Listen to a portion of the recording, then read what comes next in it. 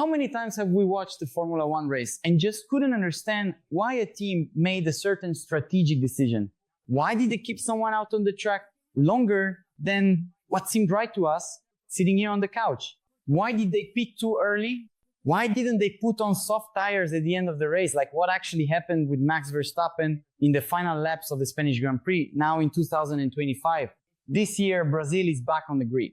A rookie driver against an experienced one, and 45% of the current Formula One audience wasn't watching races 5 years ago. So we have really a lot of questions about strategy decisions and whether or not they're sabotaging our guy.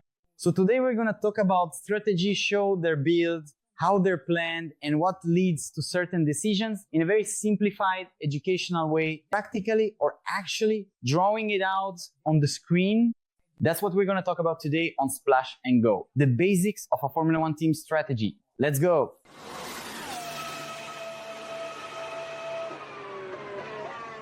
How, when, why does a Formula One team decide how many pit stops will be made? On which laps and with which tires? Where does this come from? Why does a team have one driver do 2 stops and another do 3?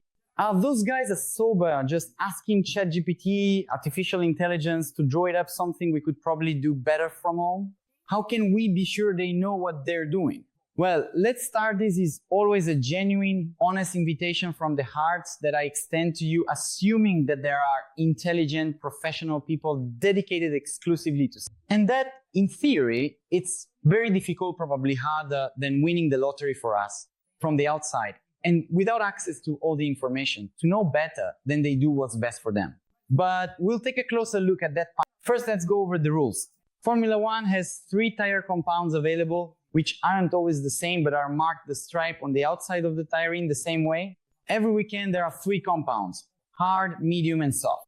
The hard tire has that white stripe with Pirelli written on the outside. The medium has a yellow stripe. The soft has a red stripe. And the regulations state that in dry track races, what determines if it's a dry track race? It's when race control declares the track wet, and then the DRS is deactivated. In dry track races, you have to use 2 different compounds. It doesn't matter which ones: hard and medium, hard and soft, medium and soft, and in whatever order you prefer, but you have to alternate. If it rains in the middle of the race, or if the race starts on a wet track, then the determination falls. And if it dries up during the race, then it doesn't matter anymore. You could have started on intermediates. And from the moment you decide to switch to soft, medium, or hard until the end, you don't have to alternate anymore. There are a total of 6 tire compounds, starting with cone, the hardest, and going up to C6, the softest. And as I mentioned, Pirelli brings 3 of these 6 to each race, and not necessarily always the same ones, and not always in consecutive order. All Formula One teams receive 13 sets of tires for each car. In the past, they could choose how many of each compound they wanted. Nowadays, it's the same for everyone. It doesn't matter. There are 2 sets of hard tires, 3 sets of medium tires, and 8 sets of soft tires. Every car gets 13 sets. But before we go any further, it's important to explain what makes the difference and give a painfully illustrative example. Why is the soft tire better at certain times and not suitable for other situations? Tires have advantages and disadvantages depending on what you need from. The soft tire has a lot of grip. It sticks to the asphalt very well, but precisely because it's soft, it wears out faster and doesn't last as long. My painfully illustrative example is, imagine children running down the street or around a swimming pool. What would be better for running around that pool or even on the street asphalt in an imaginary circuit? Bare feet or dress shoes? Bare feet grip well, give you a lot of traction and adhesion, help you change direction, stop, and accelerate. Pretty quickly, the soles of your feet will be raw. On the other hand, dress shoes would last much longer. They're much more durable. But maybe you'd have to take turns, accelerate, brake, and so on less aggressively, since after all, they're gonna slip a bit, but at least you won't end up with raw feet at the end of the day. Get it? A lot of grip wears out. Much less grip lasts much longer. A very simple and extreme example to illustrate how things are. If you had to decide your strategy for this race, what would you choose? Bare feet or dress shoes? The answer is, it depends. How many laps does this race have? Because if it's just 1 lap, going barefoot might solve the problem. But if it's 5, 10, 15, 20 laps, then your choice might fall on the more durable and less grippy option, because otherwise you won't be able to sleep at night from the pain. And then you might be thinking, no. Formula One tires are already slick. They don't wear out like regular street tires. No, it's not quite like that. Slick racing tires also wear out, but they wear differently, because the rubber inside the tire is made up of a weave with several layers, similar to the fabric of clothing. And the fabric of clothing, as you know, if you pull it, it goes back, you pull it, it goes back, it goes back, but after 30,000 pulls, it doesn't go back as much anymore. The fabric gets worn out and the tire loses performance, because you need the tire to respond exactly to what you're commanding in a high speed, so you can enter with all that energy, in this case, kinetic energy, that speed and take the corner in the best possible time. So you can brake way out there, at the very last moment, accelerate, and the car doesn't start shaking all over the place. An old tire gets looser, it becomes less responsive to the commands from the accelerator, brake, and steering wheel. And then, if you go into a corner not really trusting that it will hold exactly as you need to push it to the limit, the natural tendency is to lift your foot off the pedal a bit. And that shows up on the stopwatch. The tire gradually loses performance along a grip curve from maximum to minimum, which is reflected in a lap time curve from minimum to maximum. What about the medium tire? The medium tire is in the middle ground, neither as grippy as the red one, nor as durable as the white one. But then, how do you know which is the best option? So the teams work based on what's called the total race time, figuring out in every scenario which option will give you the shortest race. After all, that's the goal. If you complete the 71 laps of the São Paulo Grand Prix 10 seconds faster than I do, naturally you finished ahead. But hold on, I'll explain and illustrate. Here's a very simple example. Imagine a 10-lap race. Very simply, you can use either soft or medium tires. You don't need to alternate between them. Which one is faster? Let's simulate it. Let's say that to complete a lap on our imaginary circuit, the medium tire, the one with the yellow stripe, takes 1 minute and 20 seconds. So 80 seconds, 60 plus 20, and lasts 5 or 6 laps. So if the race is 10 laps, you need to make a pit stop in the middle. Another alternative would be to use the soft tires. Instead of lasting 5 or 6 laps, last 3 or 4, but complete a lap on the same circuit in 75 seconds per lap, or 1 minute and 15 seconds. Yes, we're exaggerating, but it's just to make it very clear. But they only last 3 or 4 laps. So to complete the whole race on soft tires, you need to make 3 or 4 pit stops, plus another 3 or 4 pit stops, and then finally reach the checkered flag. But it's 5 seconds faster, though it requires 1 more pit stop.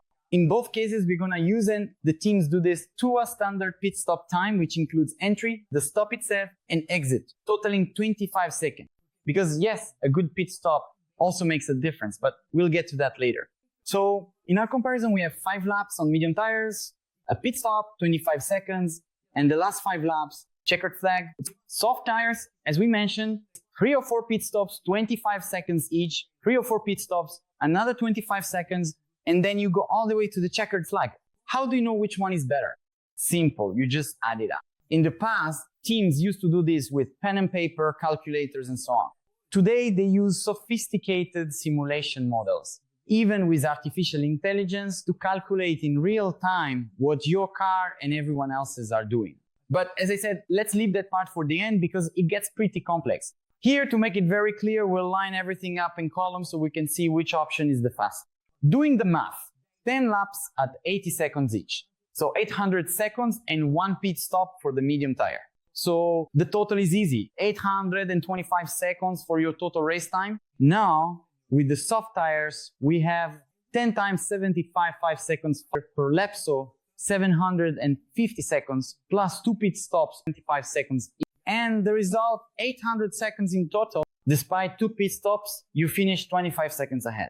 This indicates then that the soft tire strategy in this simulation, which would be like school level in strategy calculation, if this were up to university level, is to use the softest compound with 2 stops. As you now know, if you didn't come into the video already knowing, I've told you you have to alternate compounds, so you're already working with a limitation imposed by the regulations. Besides that, outside of our exercise here, in reality, tire performance isn't linear and it doesn't always produce the same lap time. After all, as I've already mentioned, the rubber wears out. It loses performance, and it doesn't lose performance in a linear, predictable way. What would be like a staircase with lap times getting gradually slower is actually more like a ramp because it's exponential and gets worse and worse, faster and faster. That's why our lap time graph isn't even a curve, it's more like an arc, which will make that neat straight graph look more like this here. If you stay out on the track for too long, you reach this sharper part here, the end of the ramp, which the English call the cliff or abyss.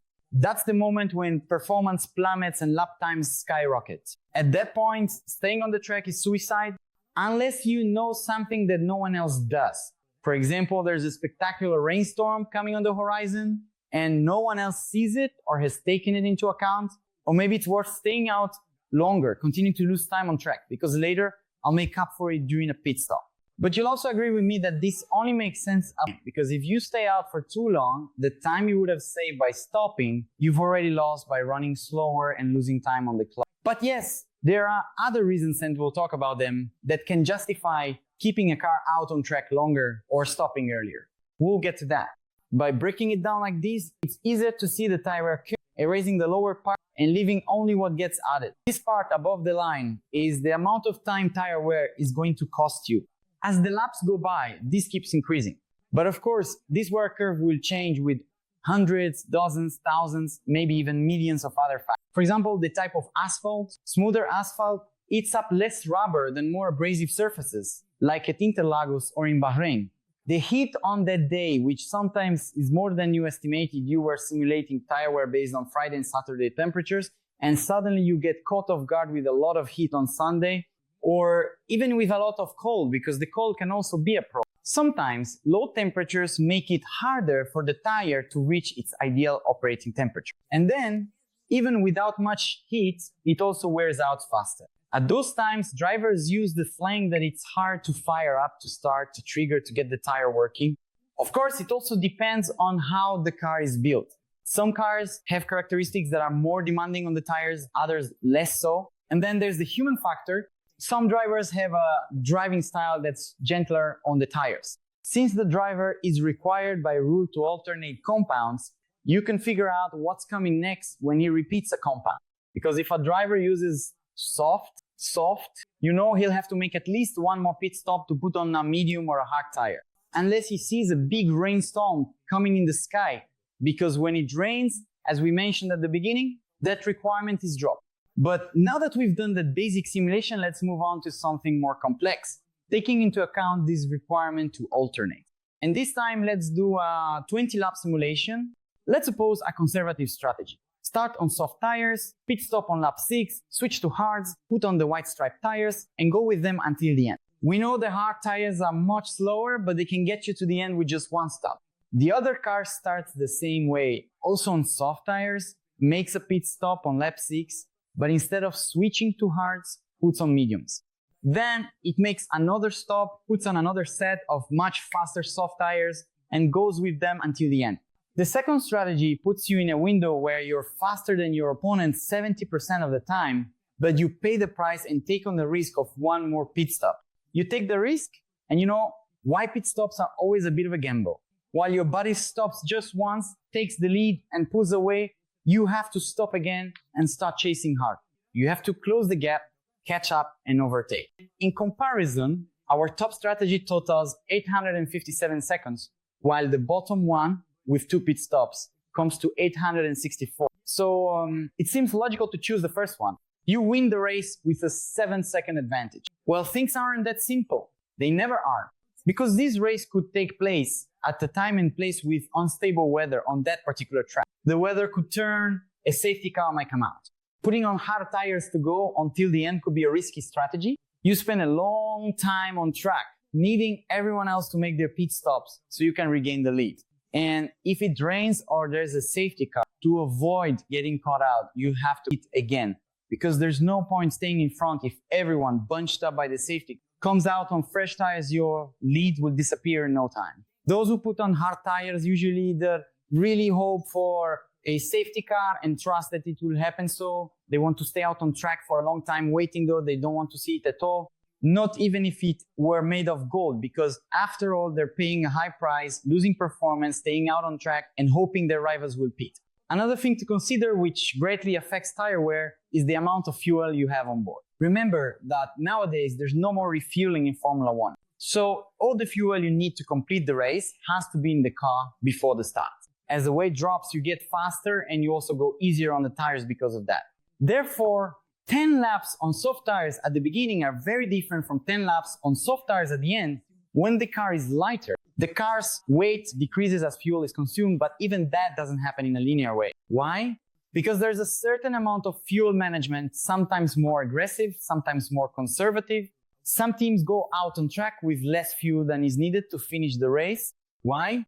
Because at some point, you'll have to save fuel, but you're also carrying less weight the whole time. I can't believe it, Rodrigo. Are you telling me that the guys start with less fuel than they need to finish the race? Yes, I am. Even in the simulator, in the video game, you have the option to start with what's called negative fuel. Meaning, for example, São Paulo again, 71 laps, and you start with 68. But why? Because if there's a safety car, you start saving fuel little by little and reach the target fuel level. Therefore, even this car weight graph doesn't go down in a straight line, but rather in an arc. Sometimes several arcs. So, as I said, if you do the first stint using soft tires and they last 12 or 14 laps, in the end, it might be that this same type of tire knot, the same set, because the first one is already done, lasts 18, maybe 20 laps. And then comes the safety car. When the safety car is deployed, not only does everyone bunch up, but a pit stop, if you haven't made one yet, becomes less costly. After all, the whole field is running slower than under green flag conditions, the normal race speed. And this can change many strategies, even if no one pits. For example, let's say that in that imaginary 20-lap race, you were using the strategy of the car at the bottom, the one that would make 2 pit stops, starting on soft tires, making a pit stop on lap 6, switching to mediums, running 8 laps, and then coming in for the final stint again on softs. And as I said, if you know that you have a stint on softs at the beginning for you is here, write a stint on soft at the start and another stint on softs at the end. You automatically know that in this one, you'll be able to push harder because the fuel weight has gone down. Therefore,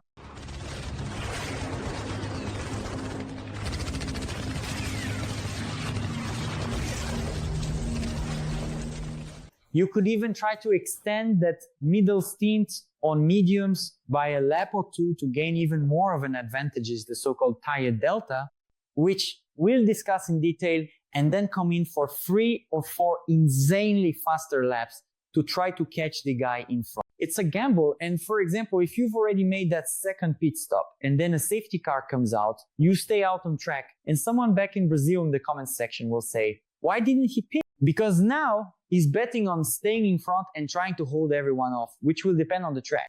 If it's Monaco, it's worth it. If it's Interlagos, Baku, with that huge straight at the end and so on, it's easy to lose position.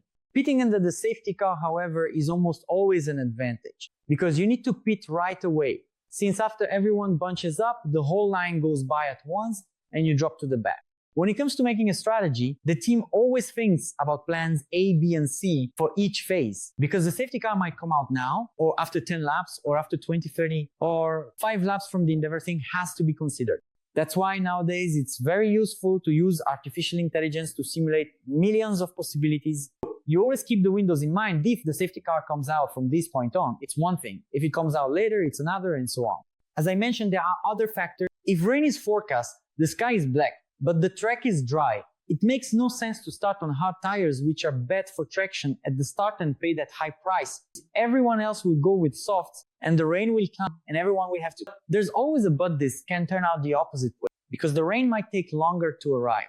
And then those who were on soft tires, the ones who seem like fools at first end up on top because the soft tires of those who started at the front and were laughing we were out. If the rain doesn't come, then those on hard tires are actually the smart ones because they can stay out longer, extend their stint, and even if they have to, like those behind, they've made one less stop. But as always, this is a constantly changing scenario. How long will the rain take to arrive? Is the rain actually coming? And what if the rain doesn't come at all until the end? You ended up looking like a fool on hard tires until the end. The people who already pitted have come up to you, maybe even switched compounds, and you still have to make a pit stop anyway.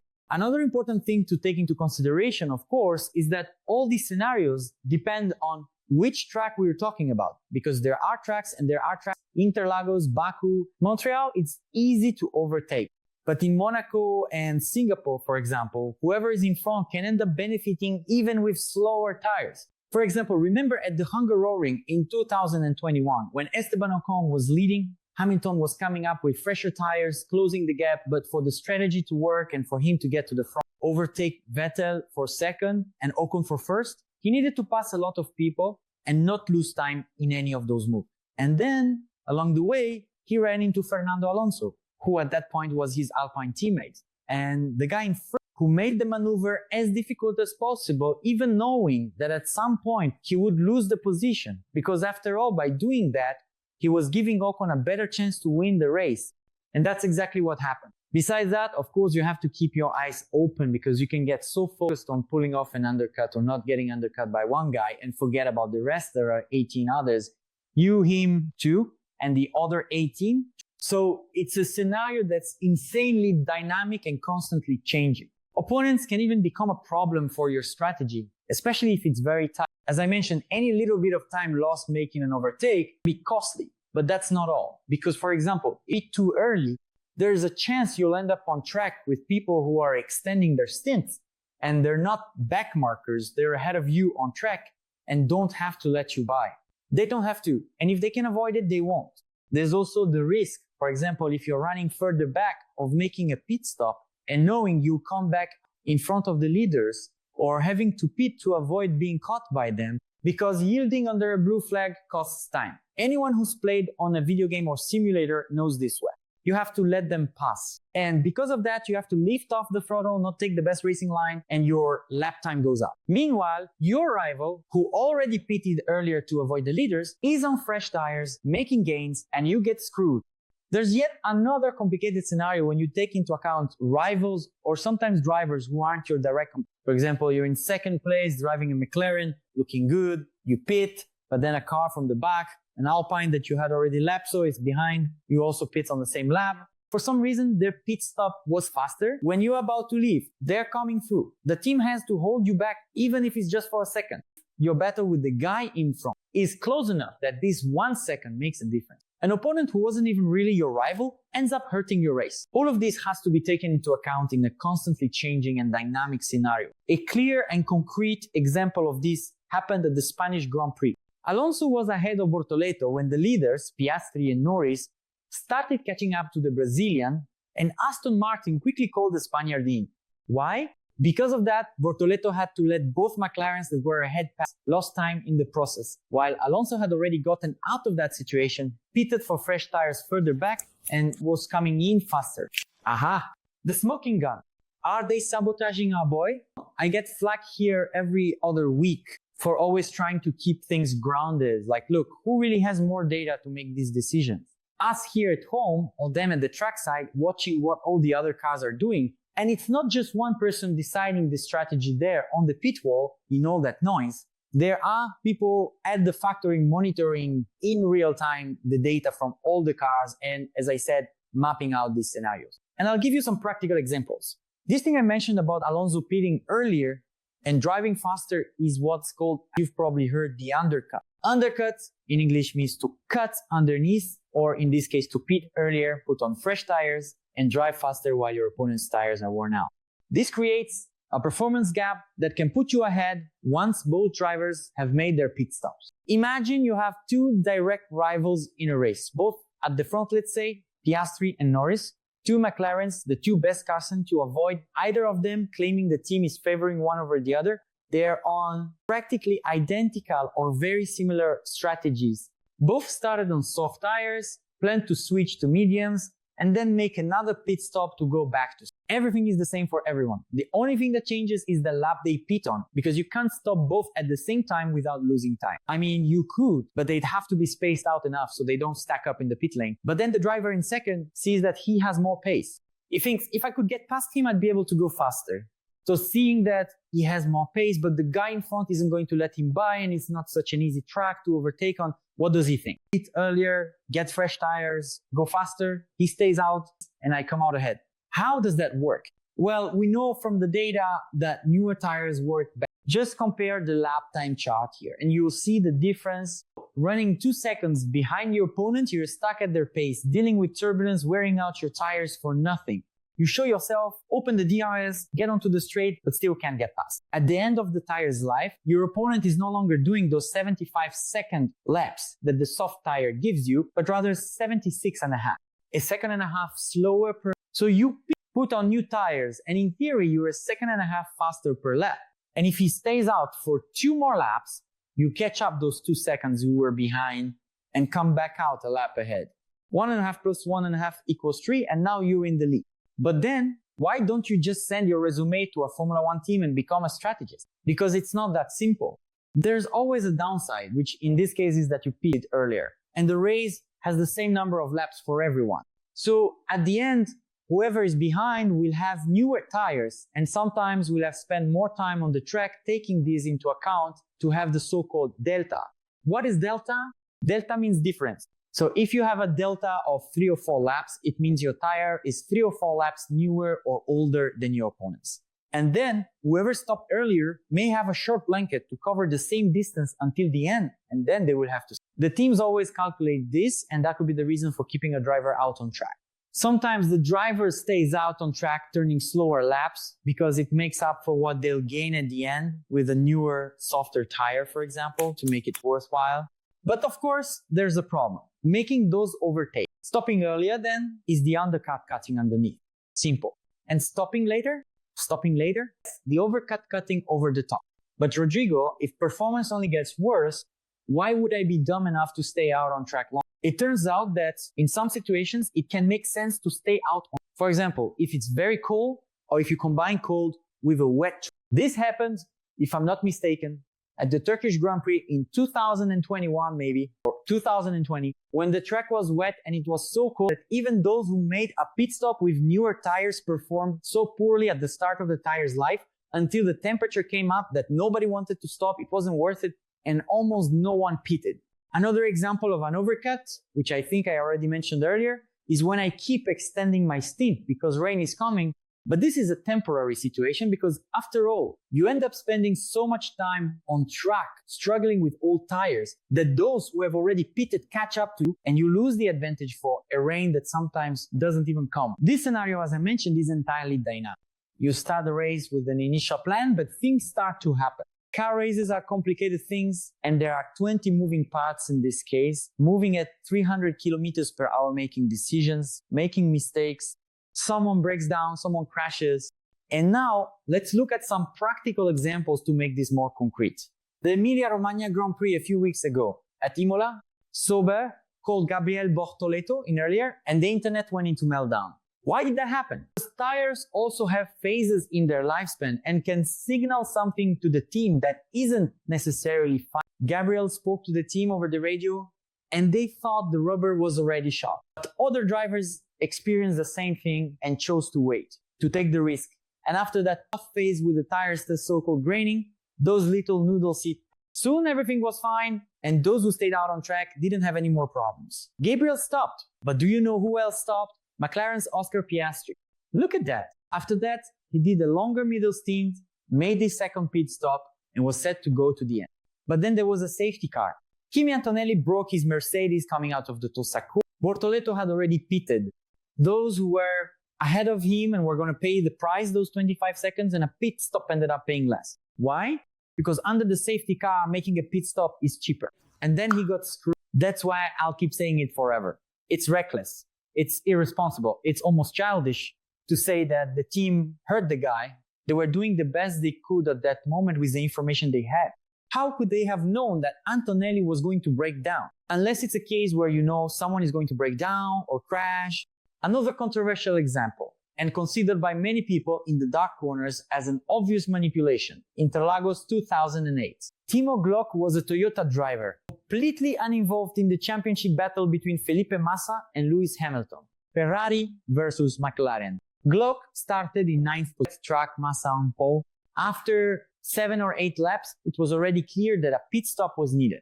Glock pitted early. His teammate, Gianno Trulli, who was in 2nd place, saw Massa, who was leading, make his pit He stayed out, inherited the lead, but in those 4 extra laps, he stayed on track compared to 𝑘𝙤𝙤. He got screwed and rejoined the race despite being the leader when he pitted behind his teammate who had stopped earlier. Because 4 laps on better tires made the difference, he started climbing up again 11th, 5th, then another pit stop, and he dropped way back again. He began the climb once more, 14th, 13th, 12th, 9th, and so he was going to run to the end on all tires and a dry track. But the rain started getting heavier.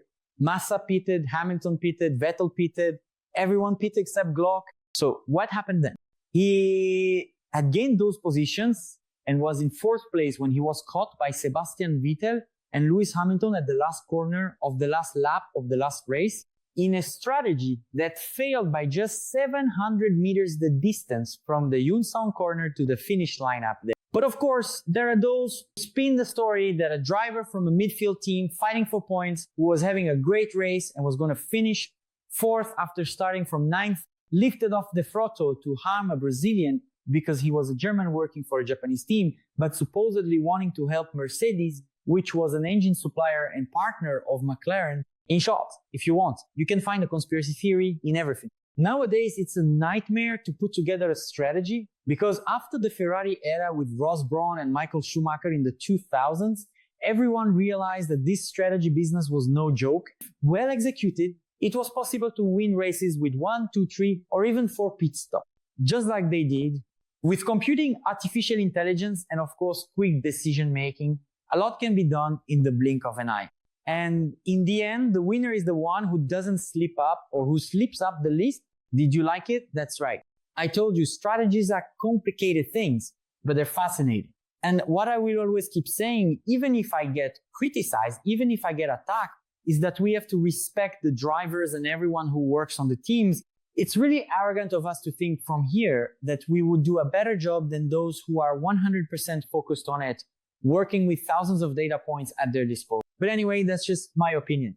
So that was another episode of Splash and Go on YouTube, the basics of strategy. I hope you enjoyed it. Leave a like, it's free, it doesn't cost anything, and it really helps the channel a lot. Do me this favor, do us this favor, and show as always the strength of the best Formula 1 community in Brazil.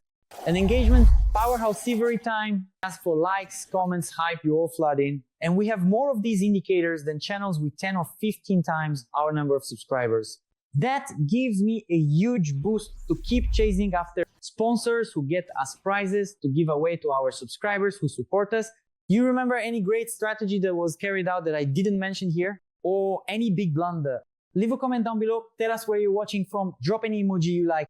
The algorithm sees that as engagement and keeps spreading our content all over the internet. So you don't miss out on anything we do here. We have notification channels on Instagram, Telegram, and WhatsApp. There's a link down below in the description where you can join and start receiving an automatic message every time I publish new content. Last but not least, we have our social media, Instagram, Twitter, Threads, and TikTok, where there's content all the time. Here are the handles and the links are down below in the description. And a big hug to you all.